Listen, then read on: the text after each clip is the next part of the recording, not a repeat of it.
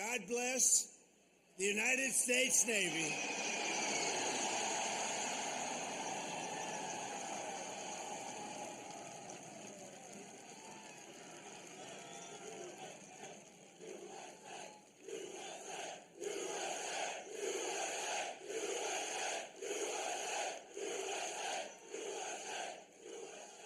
Well, that was good timing, wasn't it? We had to get that right.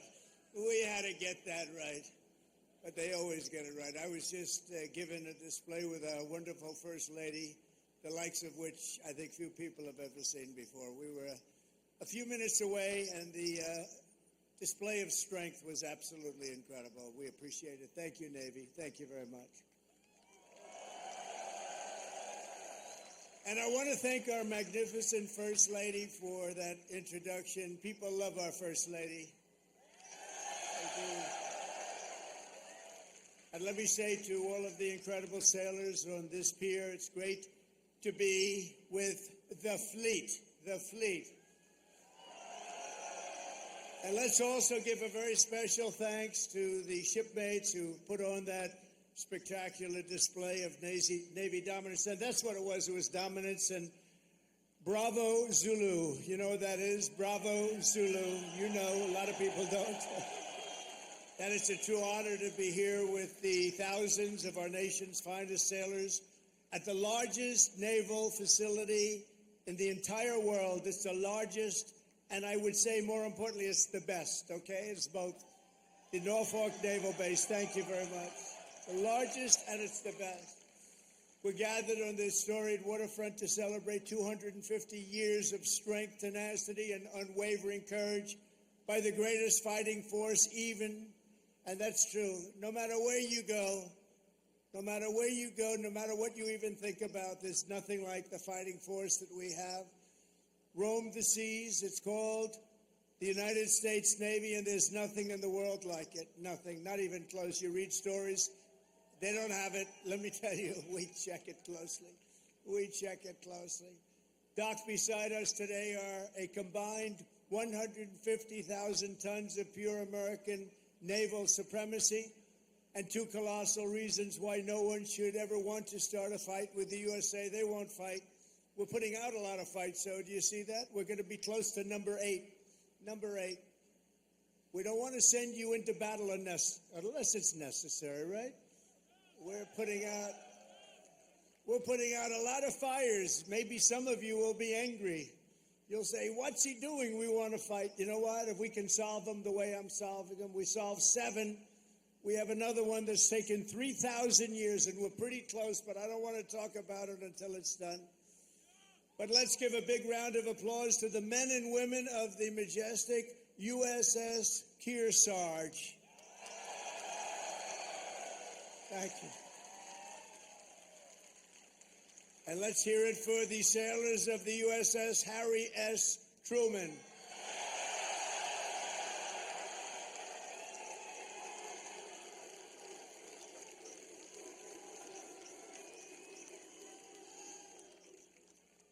Those who call this carrier home live by a motto that captures the spirit of America's Navy.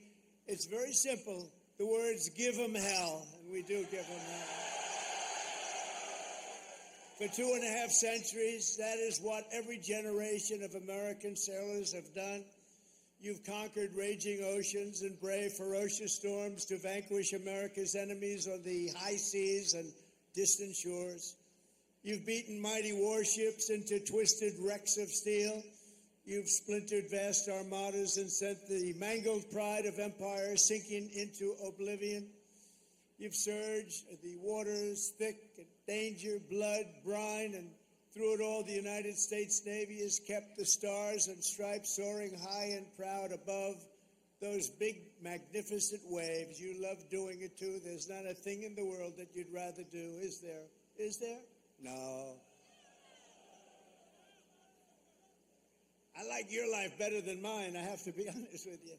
Sailing on those beautiful waters all the time, you're so lucky. Because the American sailor never quits, never fails, and never, ever lets us down. They've never let us down. Thank you. Thank you.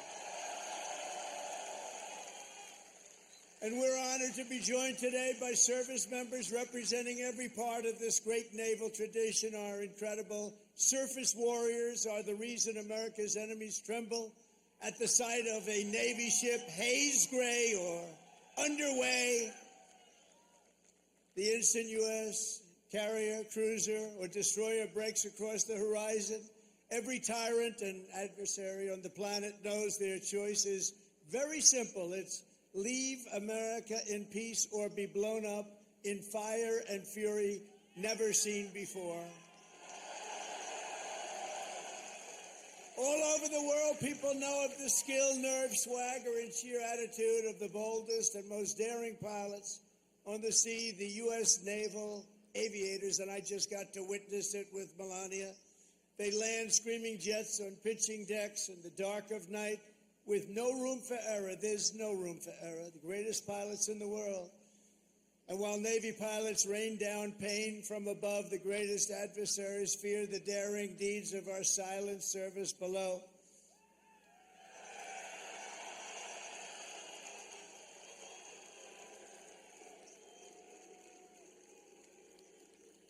They prowl and strike from crushing depths, unseen, undetected, and unstoppable. They are our brave submariners. Where are the submariners? And they are brave. The most lethal weapon in the world, I will tell you, nobody knows where it is, and what it carries is nothing that carries weaponry like that. And we're 25 years ahead of any other country when it comes to submarines. Nobody's even close. Nobody can match us. No roll call of Navy warriors would be complete without recognizing some of the fiercest and most elite commandos in the history of war. They are the toughest, and there's nobody tougher. There's just nobody. That's what they tell me. There's nobody tougher. Called the Navy SEALs. What do you think about the Navy SEALs? Where are the Navy SEALs? We're not going to mess with the Navy SEALs. They are great. Thank you very much. Incredible people. And, of course, our enemies have learned to dread that special cast of warriors who have charged forward almost everywhere America has seized a stronghold or stormed a beachhead. They call themselves the Leathernecks, the Jarheads, the Devil Dogs, but we revere them as the United States Marines.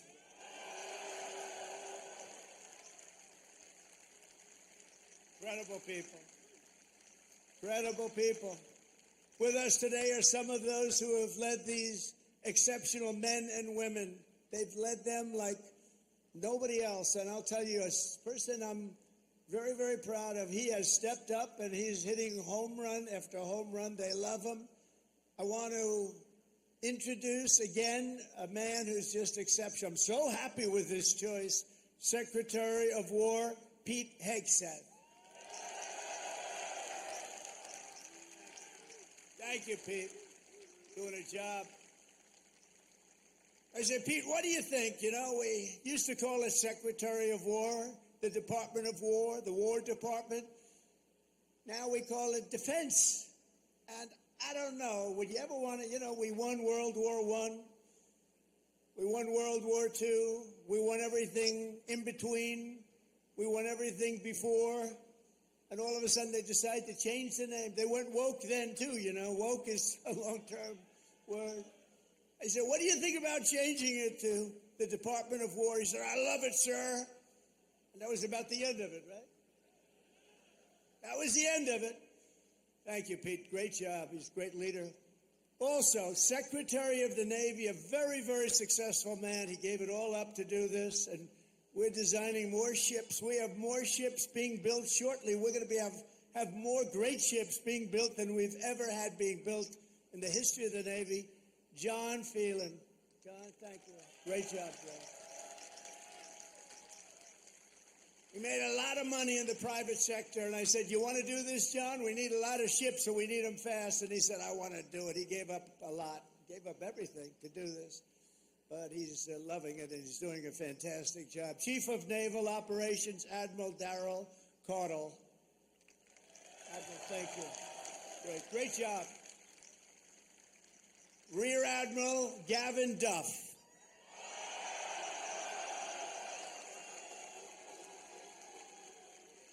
And along with so many different people here, that I could introduce them all day long. I don't want to do that because we got to get to business, talking a little bit about war and peace. But along with your great officers here at Norfolk Naval Base, Vice Admirals John Gumbleton. John, thank you. Thank you, John. Great. Young guy. You're a young guy. Great. Doug Perry and Rob Goucher. Thank you. And a very special thanks to a man who just got a 93% approval. He runs the Veterans Everything, I call it. He's Veterans Everything. The VA Secretary Doug Collins. He's doing great. Thank you, Doug. Doing a great job. Ambassador Monica Crowley. Monica, thank you very much. A man that everybody loves. He was my doctor in the White House, and I got to know him very well. He was also the doctor for Barack Hussein Obama. Have you heard of him? And he was a doctor for a man named Bush. And at a press conference, they asked him, who's in the best shape? Who's the healthiest? Who's the strongest? Who's the best physical specimen of the three? He said, that's easy. President Donald Trump. And I said, I love this guy. I said, I love him. Ronnie Jackson. He's now a congressman, as you know. So he was an admiral. He was the chief doctor. He was the whole boss of doctors. And now he's a very, very successful congressman from Texas. Thank you, Ronnie, very much. And I appreciate those words. I'll never forget them. Jen Kiggins. Jen, thank you. John McGuire. Rob Whitman. Dan Crenshaw. Derek Van Orden. These are unbelievable, talented people that are with me, and they fight. Thank you very much, fellas. Thank you. Thank you very much, darling. These are great Congress. I say Congress warriors. That's what you have to be today to be in Congress if you're going to make it. I also want to recognize all of the newly pinned chief petty officers. You got a lot of them here today. I had to approve it. Who recently earned their anchors and now bear their venerable title, Navy Chief. Navy Chief. Thank you, Navy Chiefs. Let's also express the gratitude of our entire nation to every Navy veteran who has come out to honor this big anniversary. We see so many veterans. I saw backstage, I was shaking hands with veterans all over the place. And they are great. And they're respected and they're loved. Thank you very much. Stand up if you'd like. Thank you very much.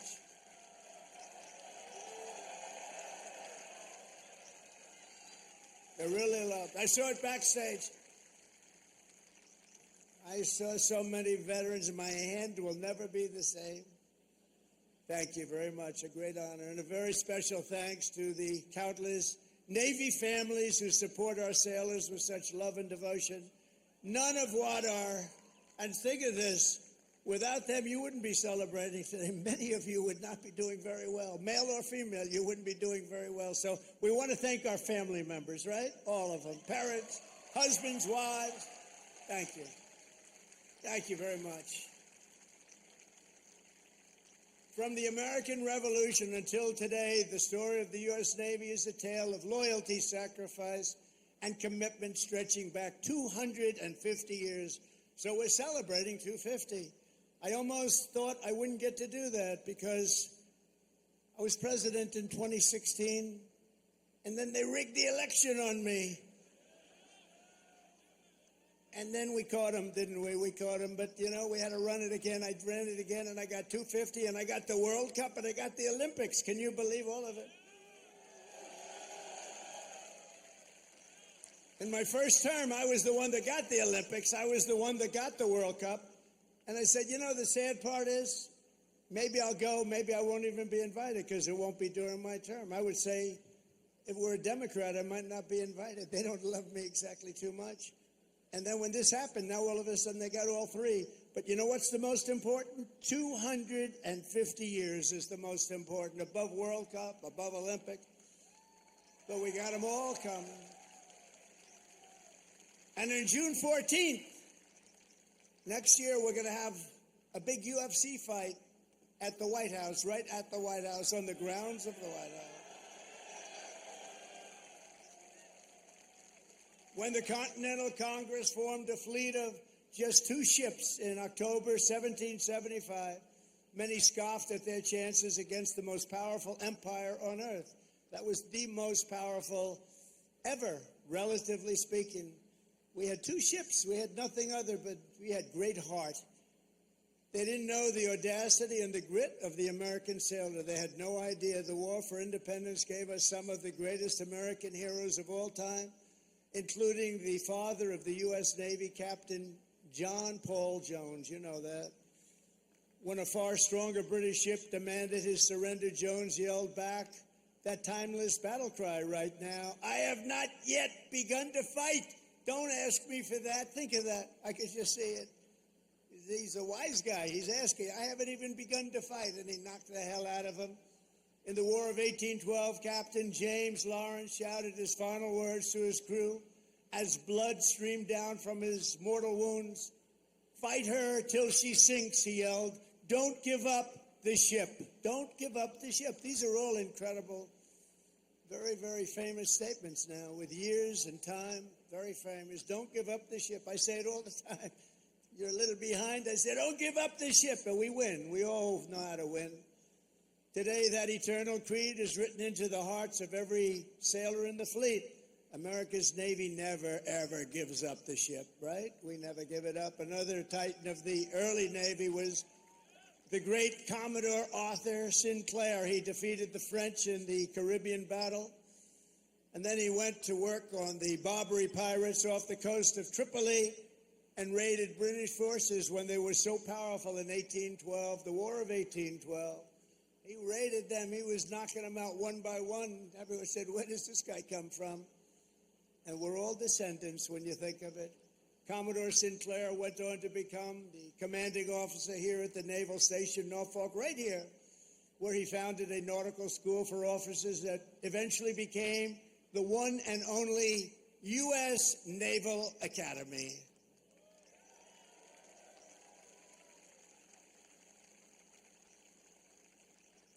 And I'm going to be at your Army-Navy game this year. Who am I going to root for, huh? You may be surprised. It's going to be great. We're going to be here. Generations of the Commodore's descendants have forged their own towering legacies of service in the Navy, and we're joined today by his 5th great-grandson, Commander Link Mustin. Where is Mustin? Commander Mustin, where are you? He's here. Wow, look at this handsome guy. That's good genetics, right?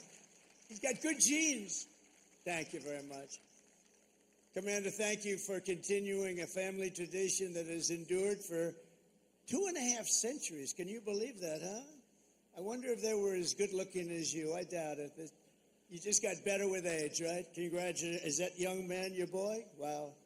He beats you. They beat you.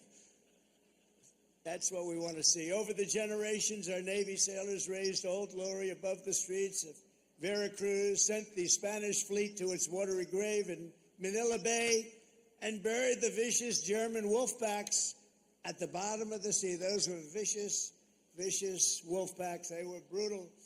They were hitting us hard, and then we came up with the answer, didn't we? We came up with the way to knock them out, and we were knocking them out so fast they didn't know what to do. It was really the end once we discovered the secret through some brilliant minds. A lot of them are descendants of the people here right now. In every era of conflict, the Navy has never failed to hunt, kill, and to win. Never failed. Never failed. In World War II, Admiral Bull Halsey's motto, hit hard, hit fast, hit often, and that is exactly what the sailors do. One of those warriors was Submarine Commander Eugene Fluke, who sent more Japanese tonnage to the ocean floor than any other man in history. I don't like to talk about it too much now. You know, they've been a nice ally, but anybody from Japan here right now? We'll get off the subject immediately. But think of it. Sent more tonnage to the bottom of the sea, one after one. Aboard the famed USS Barb, he destroyed a Japanese tanker and a carrier with a single salvo to his men's chagrin. They were very concerned about it. They didn't think we could do that, and he just knocked them out one after another. And again, torpedoes were flying, but His greatest feat came when he spotted 30 enemy ships at port off the coast of China. You know that, a very famous story. Commander Fluke ordered his men to their battle station, slipped into the harbor, and sank 6 vessels at one time before taking off into the beautiful, wild blue ocean. He received 4 Navy Crosses, the Legion of Merit, and the Congressional Medal of Honor. That was a brave guy. In recognition of the incredible achievements of the USS Barb under his command, this December we will lay the keel of a brand new Virginia-class submarine bearing that same legendary name, and his grandson, Tom, will be there to pick it up. Tom is with us today, and I want to thank you for keeping that great legacy around. Where is Tom? Oh, look, stand up, Tom. Great. Good, Tom. Thank you. That's good. That's good genes too, Tom, isn't it? That's good stuff. Thank you very much, both, for being here. From Midway to the Coral Sea to Leyte Gulf, American sailors fought the most epic naval battles in history. And at Normandy, the Navy led the greatest armada ever formed to deliver the single largest invasion force the world has ever seen. One of the sailors who did it was Felix Maurizio, who enlisted at age 18 and trained right here in Norfolk, trained right here. On D-Day, June 6, 1944, Felix manned an amphibious landing craft that did 6 harrowing runs to Omaha Beach. You all know about it. These are all famous fights. He delivered hundreds of American troops into the battle, including his brother Sal. Felix lost so many of his friends that day, but he kept fighting. He kept going out there, getting more soldiers, getting more of everything. He just kept coming. They couldn't stop him, and went on to serve in the Pacific under the great Admiral Nimitz. In February 1945, he spent his 21st birthday landing Marines on the blood-soaked sands of Iwo Jima, one of the bloodiest, toughest battles ever. Historic battle. 6 months later, he was aboard the USS Talladega in Tokyo Bay. When Japan surrendered, they said, I don't think we want Felix hitting us anymore. And he retired as a chief petty officer in 1966. This year, Felix celebrated his 100th birthday, and he is here this afternoon as a living testament to the glory of the United States Navy. Wow.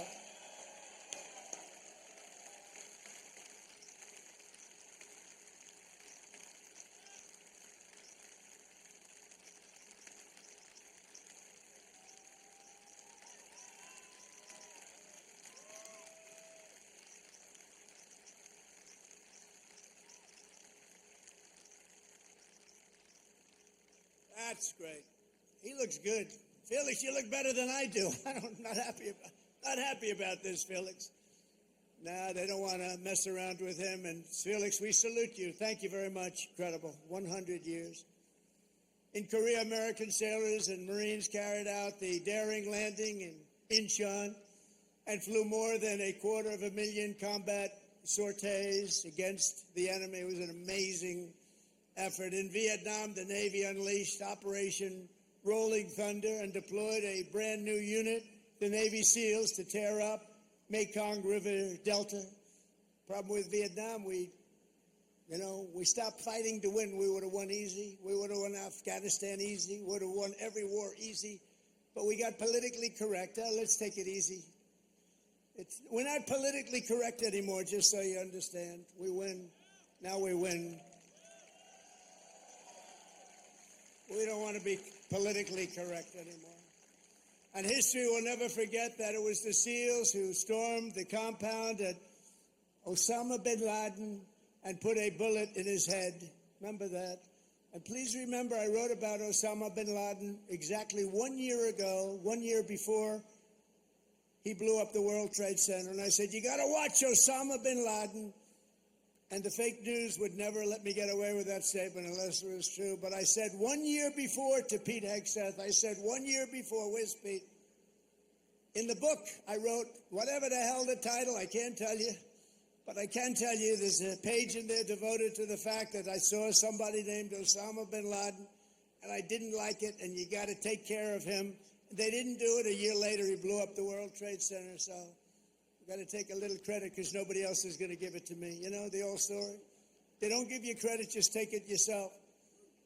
And it was the U.S. Navy that dumped his wretched corpse off the decks of the Carl Vinson to sink into the dark abyss.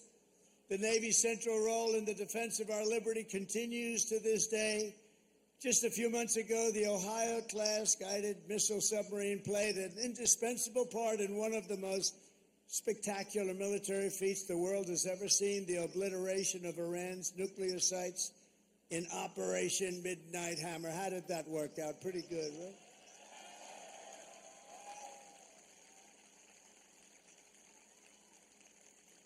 And we shot 30 Tomahawks, you know that. On top of, after the B-2, how about that? The B-2s, what they did, those beautiful flying wings, what they did, they hit every single target they hit. And just in case we shot 30 Tomahawks out of a submarine, every one of them hit too. So I would say Iran was not particularly thrilled. They were going to have a nuclear weapon within a month. And now they can start the operation all over again, but I hope they don't, because we'll have to take care of that too if they do. I let them know that you want to do that, it's fine, but we're going to take care of that, and we're not going to wait so long. It should have been done long before I came along. You know that I had the pilots of the B-2s in my office, the famous Oval Office. I had them in the B-2s. They came in to the White House, and we talked about it. They said, you know, sir, for 22 years, our predecessors and us trained for that hit. For 22 years, they were training to take out the nuclear potential of Iran. He said, but it was only when you came along that we did it.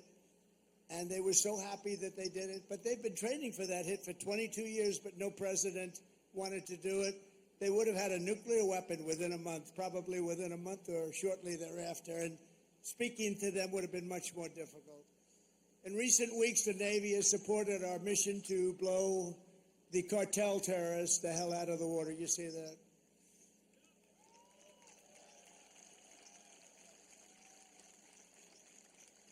And you know, there are no boats in the water anymore. You can't find any. We're having a hard time finding them. But, you know, it's a pretty tough thing we've been doing, but you have to think of it this way. Every one of those boats is responsible for the death of 25,000 American people and the destruction of families. So when you think of it that way, what we're doing is actually an act of kindness. But we did another one last night. Now we just can't find any. You know, it's the old story. We're so good at it that there are no boats. In fact, even fishing boats, nobody wants to go into the water anymore. Sorry to tell you that. But it's we're stopping drugs coming into America, if that's okay. We're stopping drugs at a level that nobody's ever seen before. Last year, we lost, I believe, 300,000 people. And that's not talking about the destruction to families. Every one of us knows families that have been destroyed because the son, daughter, even mothers and fathers are destroyed by the fentanyl pouring in and drugs pouring in. Well, they're not coming in by sea anymore, so now we'll have to start looking about the land because they'll be forced to go by land. And let me tell you right now, that's not going to work out well for them either. And it was the Truman carrier strike group that unleashed American fury on the Houthi terrorists in the Red Sea.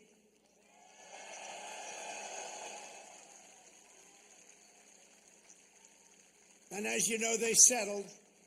But they settled because they made the statement to us, we've never been hit like that ever before. And earlier this year conducted the single largest airstrike from an American carrier in history. That was the largest ever. I want to express my personal thanks to every single sailor who contributed to these phenomenal victories. We only know victory. We're only going to know victory. We don't want to know the other word. We want to know victory. We're going to have great victories in the years to come. Well, at least for almost 3.5 years, we're going to have great victories. I want to thank a group of women from North Carolina. Look at these great. Will you stand up, please? These beautiful women have followed me. This is number 151. You could call a rally. This is sort of a rally. Let's face it. This is a rally. This is a speech of love. We all love our country. But that group is from North Carolina. They're up to about 151 visits. They have a whole group of them. I never see their husbands. I don't know what's going on with their husbands. I assume, do they still love you, the husbands? Yes, good. But I want to thank you. 151, they've been following me since 2016, and you look even better now than you did then. But I want to thank you very much. It's a really group. They love our country. They like Trump, but you know what they really do? They love our country. And we have the right policy, right? We have policy. We don't want crime. We don't want men playing in women's sports. We don't want transgender for everybody. We don't want to have open borders where millions of people come into our country from jails, from prisons, from mental institutions and insane asylums, drug dealers, murderers. 11,788 murderers were allowed to come into our country. A lot of them are gone. And by the way, Washington, D.C. is a safe place right now. It went from one of the most dangerous cities in our country, can you believe that, to probably the safest, among the safest in our country. Nobody's being hit anymore. It's very safe, and I want to thank you. A lot of the people here have helped. A lot of the people in the audience are people that have straightened them out. It took 12 days, think of that. Now we're in Memphis. We're doing the same thing in Memphis, and we're going to Chicago. You know, we have a governor that thinks it's wonderful when 50 people in a short period of time were murdered in Chicago. Over 200 people were hit. And so we send in the National Guard. You know what? We send in what's ever necessary. People don't care. They don't want crime in their cities. And we're doing it, and we're doing it well. We're doing it like nobody's ever done it before. So I just want to tell you, you're very close to D.C. The restaurants are thriving. The restaurants were dying. They were closing one after another. Now they're thriving. They're opening up beautiful new restaurants. Washington, D.C. is safe. And I even went there and had dinner the other night. And I stood right smack in the middle of the street. Secret Service was thrilled. And I gave a news conference. It's a safe place now. Washington, D.C., it's always going to be. Our nation's capital is always going to be safe. We're never going to let that happen again, what happened there. One of the most beautiful places. We're doing a big beautification program. It'll take me very little, very short. But we're doing a beautification program to go along with the security and safety. We're getting rid of the graffiti, the potholes, the broken medians between roads. We're doing a real job, and you'd be proud of it. I think everybody here is proud of it, frankly. That's our nation's capital, and that has to be clean, beautiful, and safe. The U.S. Navy always stands for America. As your commander-in-chief, I will always stand for you. I promise you that. You know that. That's why you voted for me in numbers that nobody's ever seen before. And I want you to know that despite the current Democrat-induced shutdown, we will get our service members every last penny. Don't worry about it. Don't worry about it. Don't worry about it. Do not worry about it. It's all coming. It's coming. And even more because I'm supporting the across-the-board pay raises for every sailor and service member of the United States Armed Forces. But we have to take care of this little gnat that's on our shoulder called the Democrats. They want to give all of our money to illegal aliens that pour into the country. And, you know, I have a bigger heart than they do. But the problem is when you do that, they come in by the millions. Everybody wants that, so you can't do it. But I've also pledged the largest ever investment in our military's history. We're spending over $1 trillion. We've never had anything like that before. $1 trillion on our military, and that includes, along with your Secretary of the Navy and Pete Hegseth, we're going to be building lots of ships and doing a lot of things that you haven't seen happen for 35 years. We'll soon revitalize our once great shipyards with hundreds of billions of dollars in new investments and people coming from all around the world, and they're going to build ships in America. We want them built in America. And as I told our generals and admirals last Tuesday, we are getting wokeness the hell out of our military. It's gone. It's really gone. I don't know that it was ever really here. I think some of the top people had it. I knew a few of them that they were major losers. But they were losers. Unlike our great general, the chairman of the Joint Chiefs of Staff, who may be here, Dan Raisin Kane. You know Raisin Kane? When I heard his name, I said, that's the guy I'm looking for. But he's been an amazing warrior, and, you know, he was the one headed up the attack on Iran. and everything he's touched has turned out great. He knocked out ISIS. So I was told it would take 4 to 5 years to beat ISIS. When he came on board, he did it in 4 weeks. We knocked him out in 4 weeks. 100% of the ISIS caliphate. Is Dan Kane here? He is, you know why? Because he's working. That's the one thing. We don't have to worry about him. But he is a fantastic man. That's the man I wanted right from the beginning. I said, if I ever do this again and if I could get lucky enough to win, because we have a base like nobody in history has had, I said, I'm going to pick Raising Kane as the chairman. And that's what we did, and he's been incredible. We will not be politically correct when it comes to defending American freedom. That's why we have renamed the Department of Defense at Department of War, as I said, and we have changed the name of the Gulf of Mexico to the Gulf of America. That was easy. That was an easy one. You know, for years I've looked at it, and I added it up, and I figured we have 92% of the frontage. I say, how come we call it the Gulf of Mexico? I mean, I wouldn't say that Mexico is thrilled with me, but what are you going to do? It's the Gulf of America, and I love it now. I was watching the other night a report, and they said very routinely, in the Gulf of America, this is the, you know, they just went on to talk about it. They didn't do it with a smirk or a smile. They didn't say, in the Gulf of America. No, it's called the Gulf of America now, and nobody's playing games with it. We got sued by the Associated Press, and they lost. In fact, the judge was so good, he said, he's calling it the Gulf of America. He's got all the approvals. You have to do that, too, to the very liberal Associated Press. They got thrown out of court. In fact, they're almost not allowed to cover me anymore because of that. It was a big hit. So I'm very proud of that. Under our leadership, the spirit of the American forces is soaring like it has never soared before. I think right now we have more spirit than we've ever had before. After years of recruiting shortages, we couldn't get guys or gals to become sailors. 1 year ago, they didn't want to be a sailor. Although I must say, once I said we're going to run, a lot of people, it made it better. But let's go back 2 years, and it was even worse. Because there was no hope. We had this horrible, horrible president who had no clue what the hell was happening.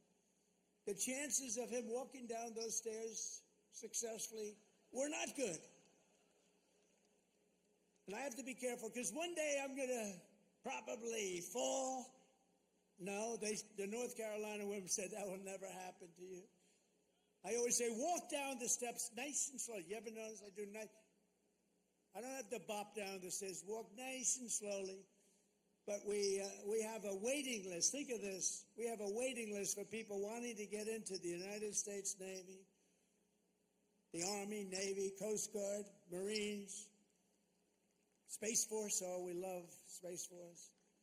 But think of it. We have a waiting list for every branch of government now, and that includes police and firemen. They didn't want to. Nobody wanted to be a policeman. Now they want to be a policeman. Now they want to be in the Navy. They want to be in the Air Force so badly. The Marines, the Army, they want to be in all of it. They love Space Force. I love Space Force because I created Space Force. That was my thing. And it's going to turn out to be one of the most important. But 1 year ago, our country was dead. We had a dead country. People say, sir, you shouldn't say that. It's too straight to withdraw. We had a dead country, and today we have the hottest country anywhere in the world by far. 1 year, think of it. 1 year ago, we were dead. The king of Saudi Arabia said to me, President, 1 year ago, we thought we lost America. We thought it was a dead country, and now you have the hottest country anywhere in the world. He said that. I use this term.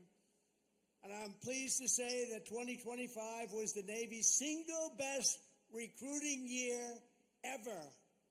Not bad. So you went from those embarrassing headlines of a year ago. Think of it. Nobody wants to go into the Navy. How does that make you feel? Now you have a different problem. You know what the problem is? Everybody wants your job. I like that better, right? No, but nobody's going to take your job. You were with us when it was not as nice. It wasn't as nice. Those are the people I like the best, too. The people that were with me when it wasn't looking so good, like these ladies from North Carolina. They were with me when it wasn't looking that good. A lot of fake scandals were created, all fake. One of those eager new recruits is 18-year-old Aiden Rollins, a recruit like I'm so proud of. Aiden's father was a sailor, his grandfather was a sailor, and after 4 years of Navy ROTC, it is Aiden's turn to carry on that tradition.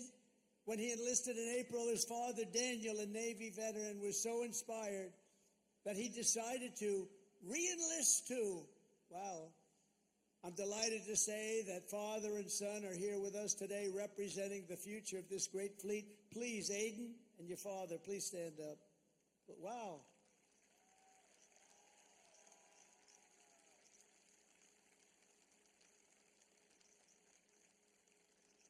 Wow, that's a good-looking family, I tell you. Thank you both. That's a great story. Beautiful. Your father looks pretty young, Aiden. I mean, he's a young-looking guy. Every sailor, aviator, submariner, and shipmate in the Navy inherits a tradition of excellence and daring, power and glory unmatched in the long saga of mankind's voyage on the sea. From that first ship, the schooner Hannah, to the awesome sight of a modern carrier battle group underway, the U.S. Navy has always been the iron will of a proud and mighty nation pushing forward through the currents and over those big, beautiful waves, through the spray of raging combat and the fog of naval war. America's sailors have proven time and again that our Navy does just the best job there is. Anything having to do with sailing the oceans, there's nobody to compete. We own the skies, we stalk the depths, and we rule the seas like nobody has ever ruled the seas. From Boston Harbor to Hampton Roads, from the Philippine Sea to the Red Sea, from the Guadalcanal to the vast, great Atlantic Ocean, our sailors have seized triumph upon triumph. We don't know anything about defeat. We heaped honor upon honor and carved greatness and splendor into the pages of history. We only talk about the Navy and only use that word, splendor. We also say victory because that's the other. We have splendor and we have victory on gun decks and flight decks. In torpedo rooms and cockpits, they have poured out their blood, sweat, and tears and offered their very lives to defend this land between the seas. They have crossed icy canals, leapt from burning wreckage, plunged into frigid waters, soared into deadly skies, and slashed across the mine-infested bays to claim American victory and to defend the cause of liberty, to defend, quite frankly, the American flag. In every era and every part of this globe, our sailors have fought with courage in their hearts, patriotism in their souls, and salt water in their veins. You have that salt water? Don't let the doctors change it. Keep it, because there's nothing like it. There's no blood like it. And standing before all of you today, I know that whatever our nation is threatened and whenever they need help, whenever duty calls, American sailors will hoist our flag high and they will rally to Admiral Farragut's immortal battle cry, "Damn the torpedoes, full speed ahead, go, you son of a gun."